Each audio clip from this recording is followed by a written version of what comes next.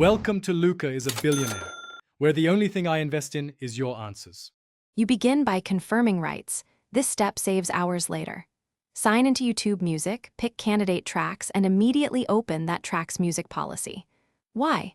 Because some songs block monetization or reuse, others require credits or takedown risk.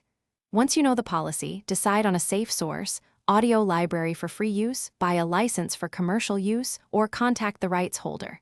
Now that's done. Download or obtain the license paperwork before. Once you have a licensed file, import it into your editor and prepare it for sync.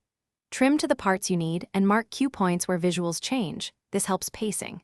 Make sure to normalize audio and set consistent LUFS for platform loudness. This keeps music from overpowering speech. Place music on its own track, then duck or sidechain under dialogue where necessary. Also, add fades at edits so transitions sound intentional. These steps make the integration clean and legal. You're almost done. Export using the platform's recommended codec and loudness target. This preserves quality and avoids automated remasters. Then add mandatory credit lines in the description or on screen and attach your licensing proof in case a claim arises. Once uploaded, monitor Content ID notifications closely. If a copyright claim appears, have your license ready and dispute with documentation.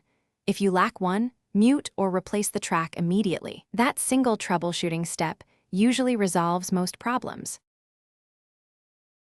Thanks for watching and please subscribe. It's the best investment you'll ever make.